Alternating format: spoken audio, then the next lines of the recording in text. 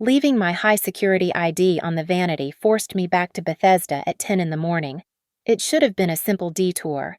Instead, as my husband's SUV passed me, I witnessed the end of my 8-year marriage. There was a smear of burgundy lipstick on his white collar, and a woman's hand was stroking the back of his neck. I did not honk. I just memorized the license plate and the time. My name is Morgan. I am 34 years old, and I serve as the director of logistics for one of the largest defense contractors in the country.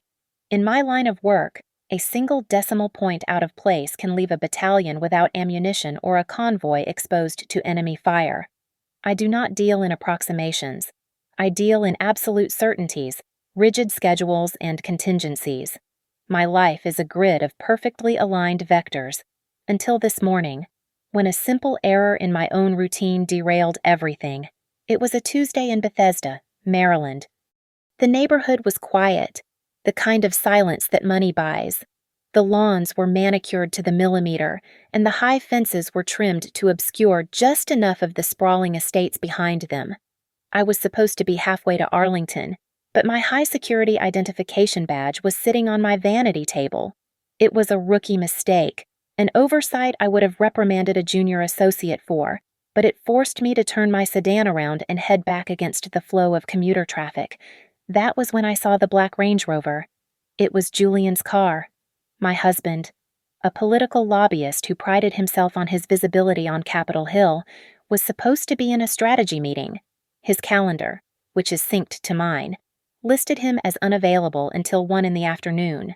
Yet, there he was, driving in the opposite direction of D.C., heading toward the private exits of our suburb. Time did not stop, but my perception of it slowed down, analyzing the visual data frame by frame. The windows were not fully tinted. The morning sun hit the windshield at just the right angle to illuminate the cabin. Julian was laughing. It was a genuine, head-thrown-back laugh that I had not seen directed at me in months. In the passenger seat was Sierra. I recognized her instantly. She was the 23-year-old intern Julian had introduced to me at a fundraiser 2 months ago, calling her the bright future of his firm. As their car passed mine, the details became agonizingly high definition. I saw a smear of burgundy lipstick on the collar of Julian's starch-white dress shirt. It was the exact shade Sierra always wore. I saw her hand, manicured and slender, reaching over the center console to stroke the hair at the nape of his neck. It was a gesture of casual, established ownership. They did not see me. I was just another car on the road, another piece of background noise in their illicit thrill. A normal wife might have slammed on the brakes. She might have laid on the horn, made a U-turn, and chased them down the boulevard screaming. I did none of those things. I did not swerve. I did not cry. Instead, my brain immediately switched to its professional setting. I memorized the license plate, even though I knew it by heart. I noted the time 10:14 in the morning. I noted the direction headed west, likely toward the scenic routes or the secluded hotels in Virginia. I filed these facts away as raw data points in a new incident report. I continued the drive home, maintaining a steady speed. When I pulled into our driveway, the house looked the same as it had 20 minutes prior, a monument to our combined success. I walked inside, the silence of the empty house pressing against my ears. I went straight to the control panel in the hallway. Julian believed the interior security cameras were deactivated when we were home, a feature he insisted on for privacy. He did not know that I had a redundancy system, a backup server that recorded on a rolling 24-hour loop. I accessed the footage from 15 minutes ago. There it was on the screen. Julian and Sierra walking out the front door. He slapped her playfully on the rear. She giggled. The timestamp confirmed everything. I extracted the clip and saved it to an encrypted cloud drive. Then, I walked upstairs to the master bedroom. My ID badge was exactly where I had left it, next to my perfume. I picked it up and sat on the edge of the bed. I set the timer on my watch for exactly 2 minutes. I allowed myself 120 seconds to feel the shock, the nausea, and the sharp sting of 8 years of loyalty being discarded for an intern. I took deep, measured breaths, counting the inhalation and exhalation. When the timer vibrated against my wrist, I stood up. The grieving wife was gone. In her place was the director of logistics. I had a problem, a severe breach of operational integrity named Julian, and I was going to fix it. By the time I arrived at my office, I was the picture of corporate efficiency. I approved 3 shipping manifests and reorganized a supply route for the Pacific Fleet without a single tremor in my hand. My colleagues saw a focused executive ensuring that critical hardware reached its destination. They did not see the parallel processing running in the back of my mind. A new directive I had christened Project Julian. Every interaction I had with him over the last 6 months was being re-examined, cross-referenced, and analyzed for inconsistencies. I needed a specialist. I sent a secure message to Brooke, a woman I knew from the neighborhood charity board. While most of the wives in our circle knew her as the woman who organized the silent auction, I knew her actual profession. Brooke was a high-level cybersecurity consultant who contracted for intelligence agencies. If anyone could peel back the layers of a digital life, it was her. I asked for a meeting at noon, stressing that it was urgent and strictly off the record. We met at a small, dimly lit coffee shop in Georgetown, far removed from the usual haunts of the Bethesda elite. I did not waste time with pleasantries. I placed my phone on the table and played the clip I had extracted from my home security system. Brooke watched in silence, her expression hardening as she saw Julian's hand on the small of Sierra's back. When the video ended, she did not offer platitudes or pity. She simply looked up at me, her eyes swimming with a mixture of anger and recognition. Brooke confessed that she had been harboring suspicions about her own husband, Davis. He was a prominent plastic surgeon whose schedule had recently become flooded with weekend conferences and late-night emergency consultations. She told me that she had felt like she was going crazy, dismissing her intuition as insecurity. Seeing my evidence seemed to crystallize her own fears. We made a pact right there over cold coffee. She would run a deep diagnostic on the digital footprints of both Julian and Davis. I would handle the forensic accounting. I returned to my office and locked the door. I pulled up the raw data of our joint finances. For years, I had managed our accounts with a macro perspective, ensuring bills were paid and investments were growing. But I had trusted Julian enough not to scrutinize every single line item. That trust was now a liability I had liquidated. I combed through 12 months of credit card statements and bank transfers. I looked for patterns, not just amounts. That was when I found it. There was a recurring payment of $4,500 leaving our secondary checking account on the 3rd of every month. The recipient was listed as Summit Consulting. It was a generic, professional-sounding name that would not raise a red flag to a casual observer. However, Julian's firm had an in-house accounting team for legitimate business expenses. This was personal. I cross-referenced the business registration and found it was a Shell LLC registered in Delaware with no website and no public contact information. My phone buzzed.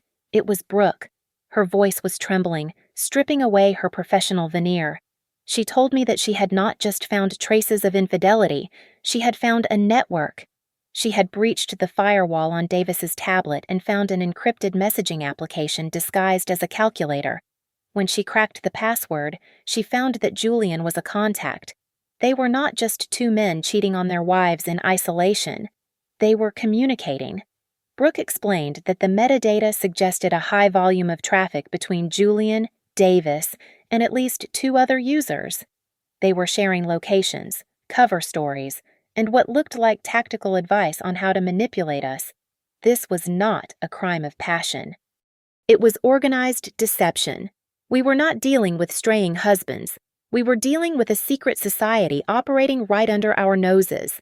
I told Brooke to keep digging and to mirror every chat log she could find. I hung up the phone and stared at the name Summit Consulting on my screen. The game had changed. This was no longer just a divorce case. It was a conspiracy, and I intended to dismantle it piece by piece. Brooke and I isolated 2 other recurring participants in the encrypted chat group, and it did not take long to match the digital footprints to the men in our immediate social circle. The metadata pointed directly to Nathan, a venture capitalist married to Elise, and Austin, a news producer married to Jordan. Elise was a senior auditor known for her ruthless efficiency, while Jordan was a director of crisis public relations who could spin a natural disaster into a heartwarming human interest story. We were not just a group of friends, we were a collection of highly specialized skill sets. I arranged a lunch at my house on short notice, framing it as a planning session for the upcoming autumn gala. Before they arrived, I disconnected every smart speaker in the living room and activated a white noise generator I kept for sensitive work calls. When Elise and Jordan walked in, they expected quiche and gossip. Instead, they found Brooke and me standing around a kitchen island covered in printouts. Elise was immediately defensive. When I broached the subject of infidelity, she stood up, smoothing her skirt with a sharp, angry motion. She declared that Nathan was a man of integrity and that she did not appreciate being dragged into my marital paranoia. I did not argue with her. I simply slid a single sheet of paper across the quartz countertop. It was a transaction history highlighting a monthly transfer of $5,000 from Nathan's primary investment account to Summit Consulting. I watched the blood drain from her face as she recognized the irregularity she must have subconsciously ignored. The auditor in her could not deny the data. Jordan reacted differently. She did not look at the papers, she looked at the wall, her eyes narrowing as she processed the information through her own professional lens.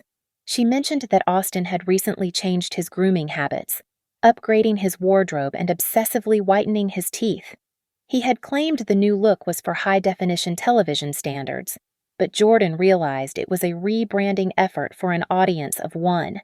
She connected the late nights at the studio to the timeline Brooke had established. In that kitchen, the atmosphere shifted from confusion to cold, hard resolve. We were 4 women representing the pillars of logistics, cybersecurity, finance, and media. We decided then and there to form what I called the Oversight Committee. We would not act as scorned wives weeping over tissues. We would act as a board of directors managing a hostile takeover. We divided the labor based on our expertise. Brooke was responsible for the digital siege, tasked with mirroring their devices and bypassing their encryption. Elise took charge of the money flow, assigned to trace every cent that had been siphoned from our families into their illicit funds. Jordan was the head of intelligence gathering regarding reputation, tasked with finding the visual evidence that would destroy their public images. I assumed the role of total command, responsible for the master timeline and the strategic deployment of our findings. I established the golden rule of our operation. No one was allowed to confront their husband individually. If one of us broke ranks and screamed at her husband, the others would be alerted, and they would go to ground, hiding their assets and deleting their history. We had to strike simultaneously to cut off every avenue of retreat. The first major breakthrough of our combined efforts came before we even finished our coffee. Elise traced the tax identification number for Summit Consulting, while Brooke cross-referenced it with real estate records. It was not a consulting firm. Summit Consulting was the shell company for a lease on a luxury penthouse in Rosslyn. It was a high-end apartment with a view of the Potomac, used exclusively as a shared bachelor pad where they could take their mistresses without checking into hotels. It was their safe house. Or so they thought. We now had the address of their command center, and the Oversight Committee was officially in session. Brooke breached the cloud server of the group chat 48 hours after our initial meeting. She bypassed the 2-factor authentication by cloning Davis's SIM card signal, a trick she usually reserved for counterterrorism simulations. When the files decrypted and populated on her monitor, we saw the name they had chosen for themselves. They called their little fraternity the Wolf Pack. It was a cliché that would have been laughable if the content of their conversations were not so vile. We sat in silence as we scrolled through months of messages. The men we married, the men who wore tailored suits and charmed donors at galas, spoke like adolescent delinquents. They did not just discuss their affairs, they mocked us. There was a message from Julian describing me as a high-maintenance logistics software that needed to be rebooted. Davis referred to Brooke as his firewall, but the collective insult that stung the most was when Austin referred to us not as wives or partners, but as premium housekeepers who managed their estates while they lived their real lives elsewhere. They bragged about the youth of their mistresses, comparing their ages like vintage wines. While Brooke archived the chat logs, Elise went to work on the financial forensic trail. She discovered that the initial $4,500 I found was just the tip of the iceberg. The Wolfpack had been systematically siphoning money from our family accounts for over 2 years. They disguised the transfers as capital calls for aggressive investment portfolios that conveniently posted losses every quarter. In reality, that money was flowing into the Summit Consulting account to fund their penthouse, their dinners, and their gifts. Elise calculated that they had embezzled nearly $200,000 combined. My personal blow came when I accessed Julian's travel itinerary through his secretary's calendar, which I still had administrative access to. He had booked 2 tickets to Paris for the middle of next month. They were first-class seats on Air France. The departure date was the 14th, which happened to be our 8th wedding anniversary. He was taking Sierra to the city where we had honeymooned, on the day we were supposed to be celebrating our life together. I stared at the confirmation code until the alphanumeric string burned into my retinas. Jordan handled the visual confirmation. She used a burner account to scour Instagram, looking for the women mentioned in the Wolfpack chat. She found Sierra and 3 others. They were smart enough not to post photos with our husbands, but they were not smart enough to hide their locations. Jordan matched the geotags of their brunch photos and late-night cocktail stories with the GPS data from our husbands' cars.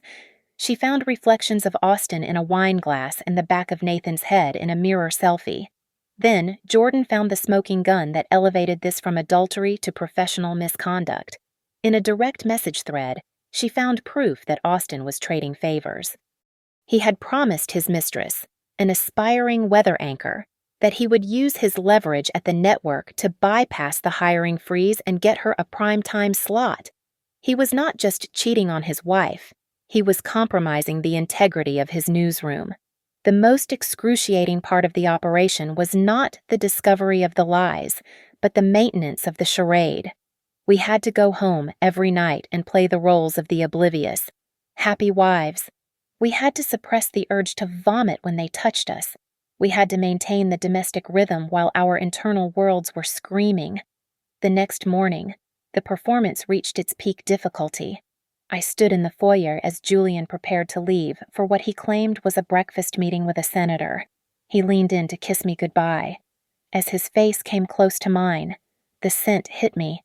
It was faint, masked by his cologne, but underneath the sandalwood was the distinct, cloying sweetness of a vanilla-based perfume that I did not own. It was the scent of the car ride from yesterday. My stomach turned, but my face remained a mask of pleasant devotion. I reached out, straightened his silk tie, and smiled. I told him to have a productive day, knowing that every step he took was now being tracked by the committee he had underestimated. The digital evidence was compelling, but for what we had planned, we needed physical confirmation. We needed to see the inside of the sanctuary they had built for their sins.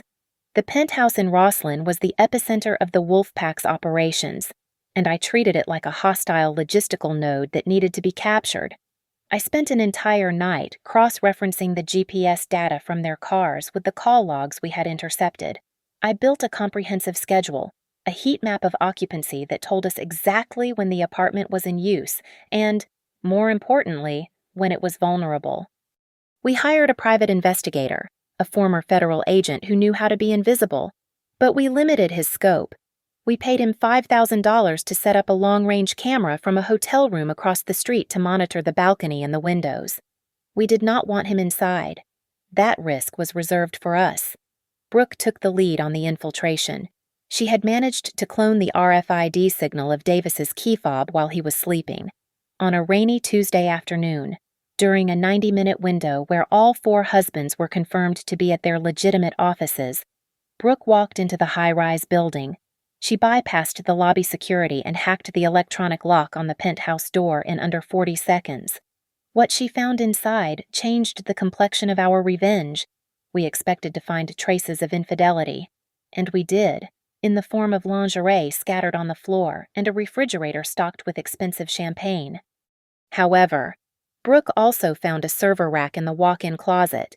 When she mirrored the hard drives and brought the data back to my dining room table, we realized the penthouse was not just a bachelor pad, it was a vault for white-collar crime. We found scanned documents detailing a massive insider trading scheme.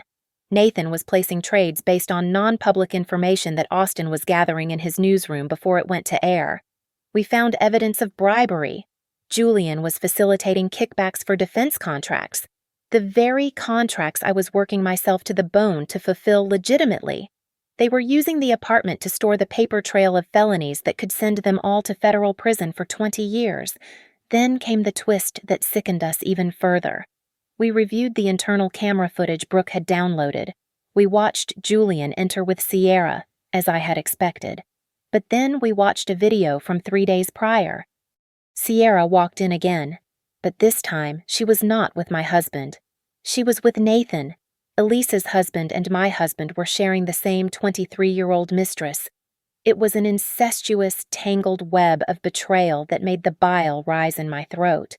Elise watched the screen with a terrifying stillness. She did not scream. She just stared at Nathan's hand on the girl I thought was Julian's exclusive problem.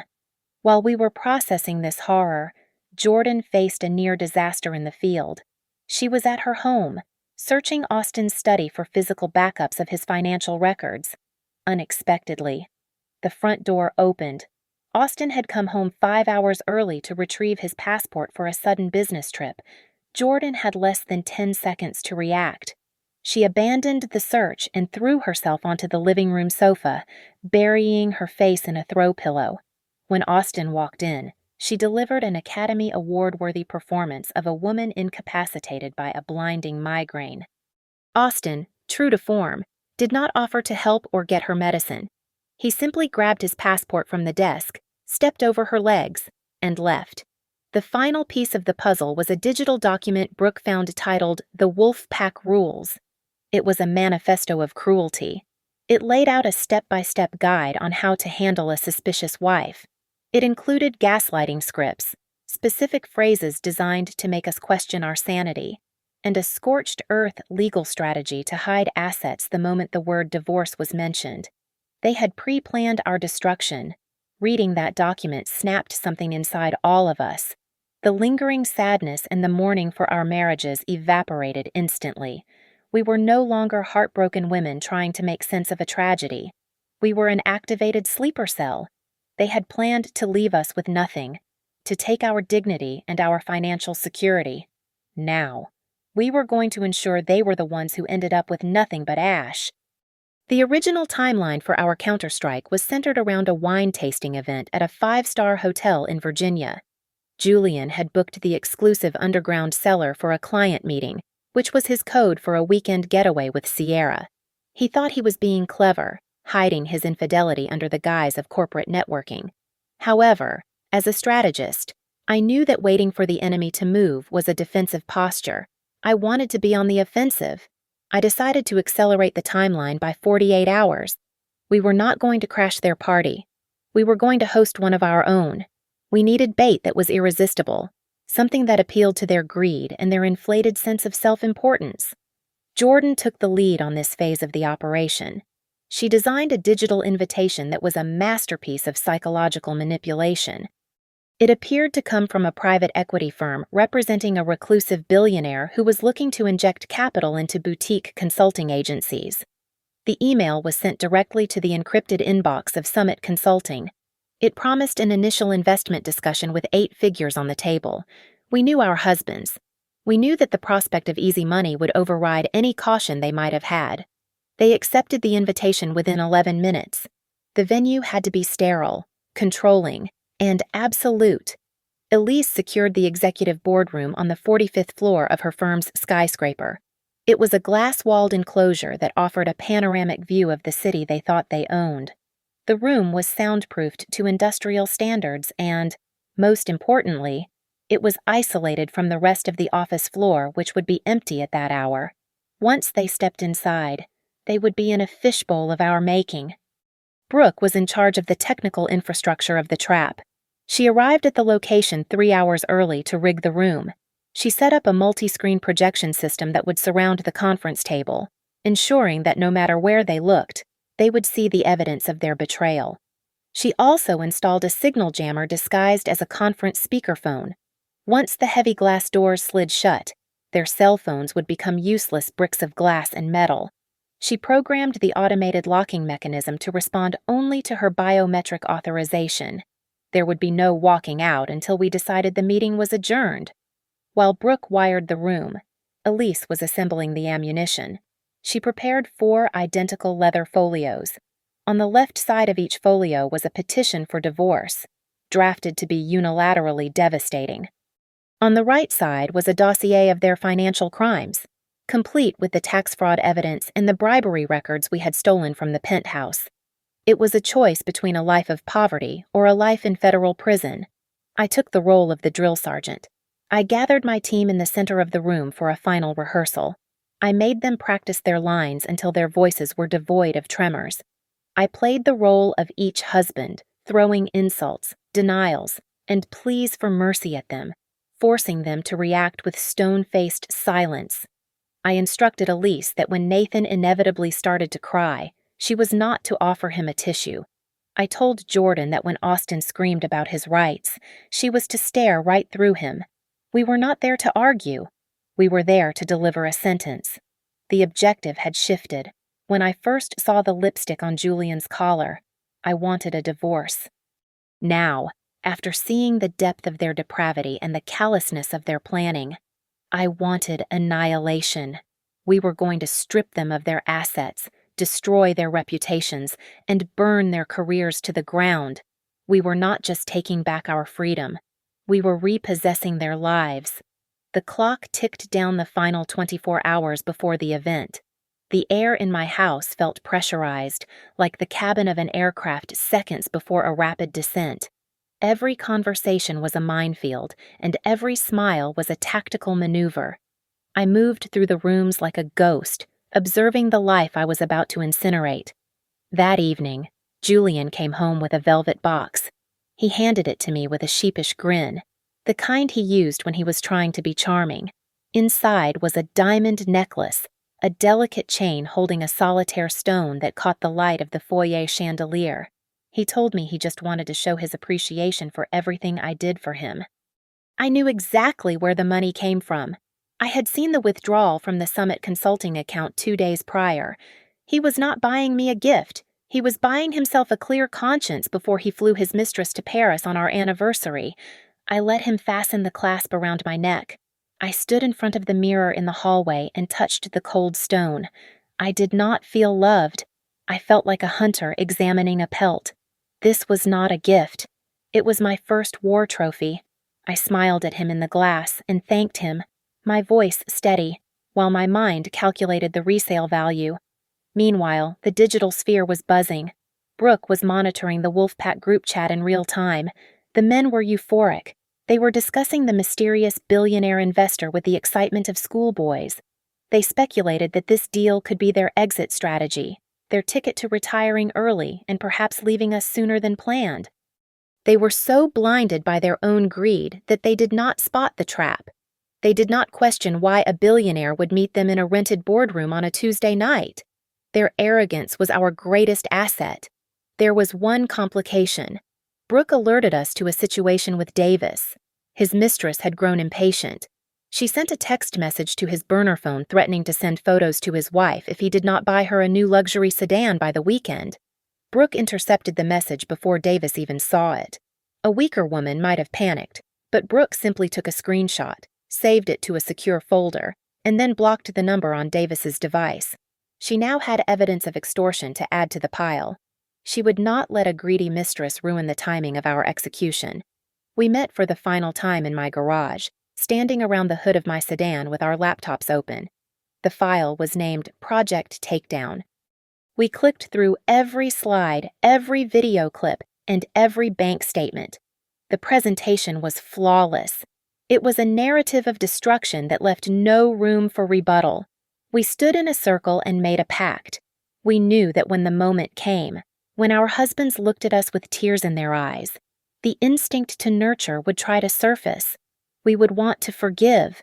We would worry about the trauma to our children. But we reminded each other that our children deserved mothers who commanded respect, not mothers who were doormats for liars. We swore that we would not accept apologies. We would not negotiate. We would not settle. At 6:30 in the evening, 30 minutes before the meeting was scheduled to begin, I sent Julian a text message. I typed it out slowly, savoring the irony. I wrote that I hoped his meeting went well and that I loved him. It was the last lie I would ever tell him. I watched the delivery receipt turn into a read receipt. He sent back a heart emoji. I put my phone in my pocket, picked up my car keys, and signaled to the team. It was time to go to work. It was exactly 7 o'clock in the evening when the elevator doors slid open on the 45th floor. The wolf pack arrived in formation. Julian, Davis, Nathan, and Austin walked down the corridor with the swagger of men who believed the world was paved specifically for their leather-soled shoes. They were dressed in their best bespoke suits, ties knotted perfectly, laughing about golf handicaps and anticipated bonuses. They pushed open the heavy glass doors to the executive boardroom, expecting to be greeted by a reclusive billionaire and a team of lawyers ready to hand them a fortune. Instead, they found a vacuum.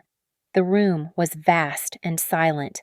The floor-to-ceiling windows offered a breathtaking view of the city lights, but the interior was stark.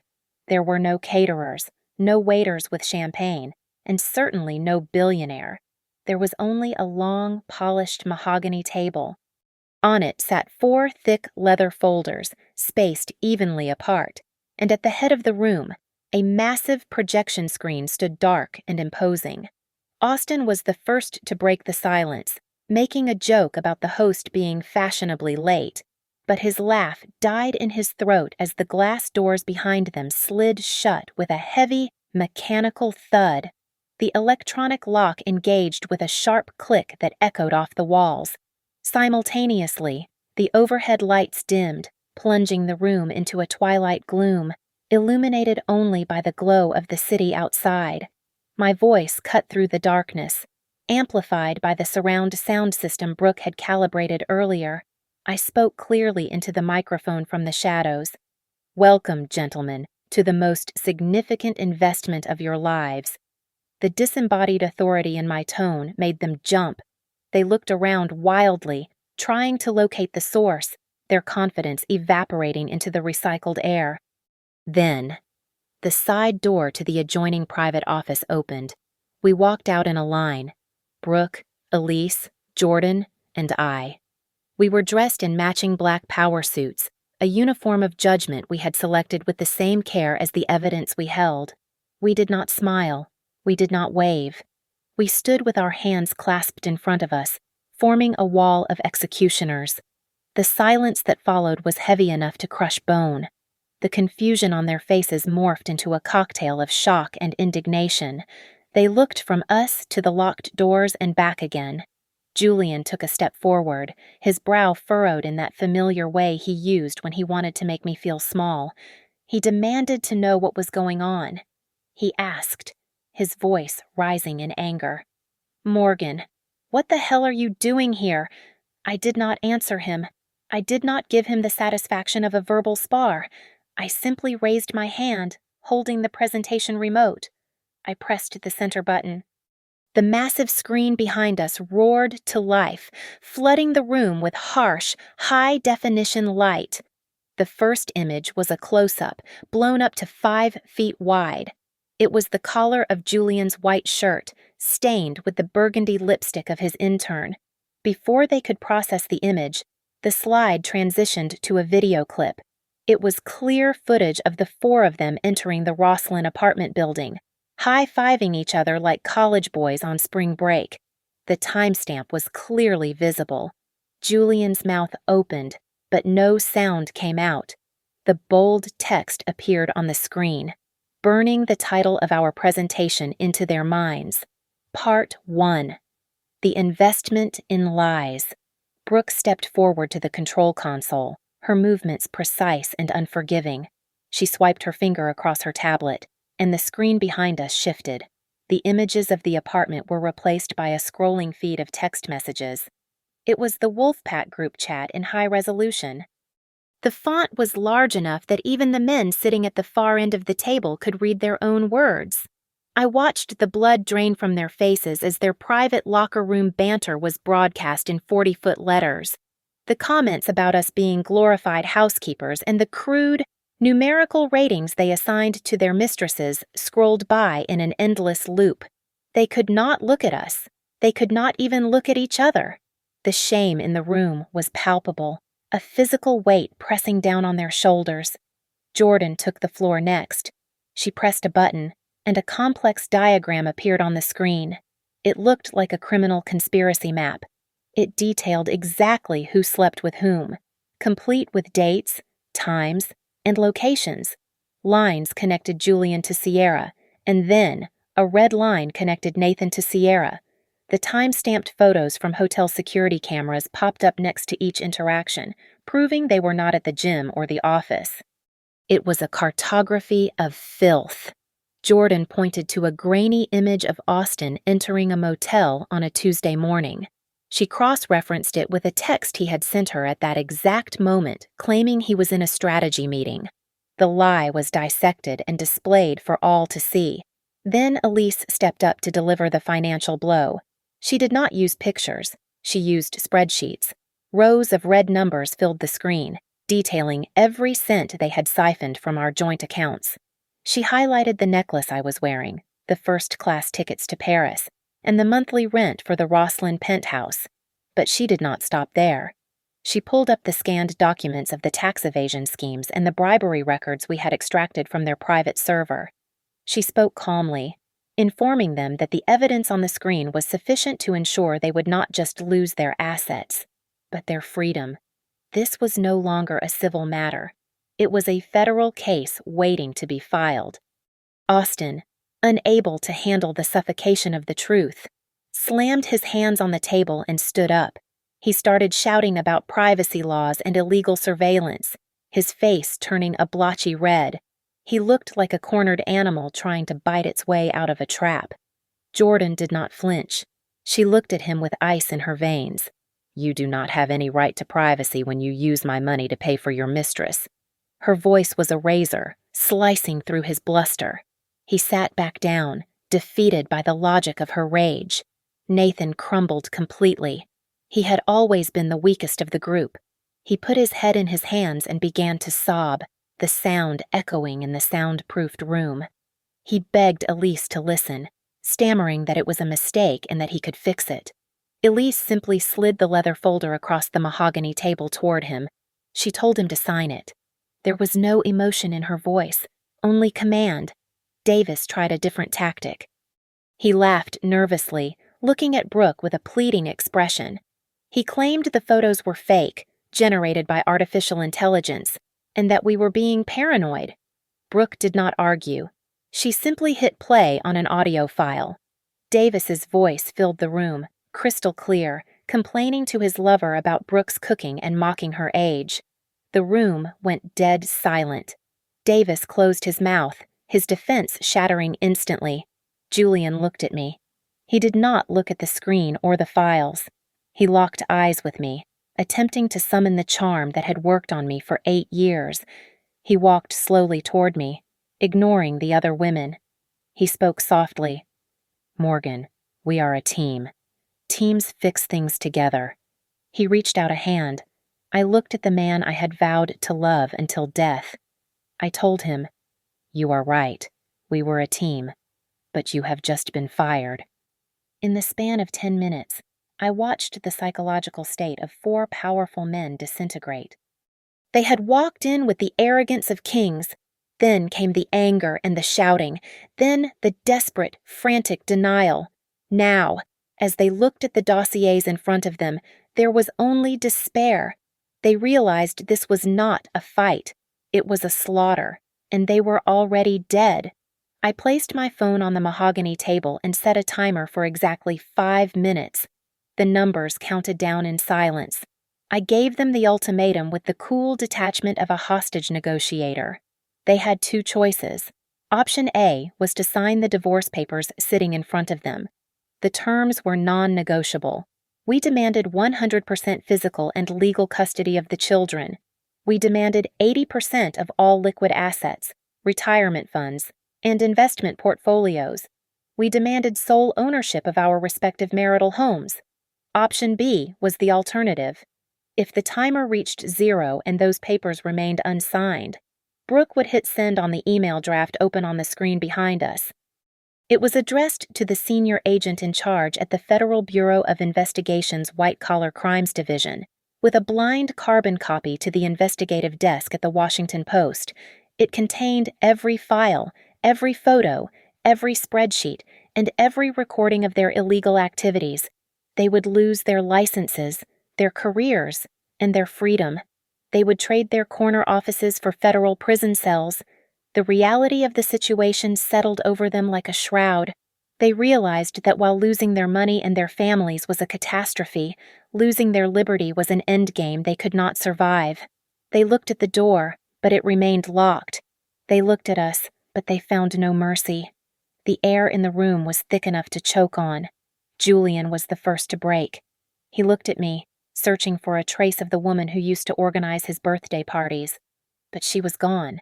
He saw only the director of logistics executing a final maneuver. His hand shook violently as he reached into his jacket pocket for his pen. He knew better than anyone that I never made empty threats. He opened the folder, turned to the signature page, and signed his name. The scratch of the nib against the paper was the only sound in the room. Once the leader fell, the pack followed. Nathan signed through his tears, his signature barely legible. Austin signed with a look of pure, venomous hatred, slamming the pen down when he was finished. Davis signed quickly, his eyes darting around the room as if looking for a way to vanish. I walked around the table and collected the 4 folders. I checked every signature to ensure it was valid. I closed the files and held them against my chest. I nodded to Brooke. She tapped a command on her tablet. The heavy magnetic locks on the glass doors disengaged with a sharp hiss that sounded like a release of pressure. We stepped aside. The 4 men stood up. They looked like hollow shells. They still wore their expensive suits, and they still had their jobs, but they were walking out as bankrupt men with shattered egos. They had lost the fortunes they hoarded and the families they betrayed. They shuffled out of the room and into the corridor, moving like ghosts. The elevator doors opened, swallowed them, and closed on their former lives. We did not cheer. There were no high fives or celebratory hugs. We just stood there in the quiet aftermath. We walked to the floor-to-ceiling windows and looked down at the city below. The lights of D.C. were glittering like diamonds on black velvet. I felt a profound sense of relief, a physical lightness as if a heavy coat had been lifted from my shoulders. I walked over to the side table where I had left my purse. I reached inside and pulled out my security identification badge. It was the small piece of plastic that I had left on my vanity that morning. The simple mistake that had unraveled an entire web of lies. I held it in my hand, feeling its weight. I looked at my reflection in the darkened glass of the window. I straightened the collar of my coat and smoothed my hair. I looked into my own eyes and spoke the final truth. I came back to the house for something I forgot, and I ended up retrieving something far more valuable. I got back my own life. Thank you so much for listening to my story. I would love to hear where you are tuning in from, so please leave a comment below and let us chat about your thoughts. If you enjoyed this story, make sure to subscribe to the Lily Revenge Stories channel, like this video, and hit the hype button so this story can reach even more people.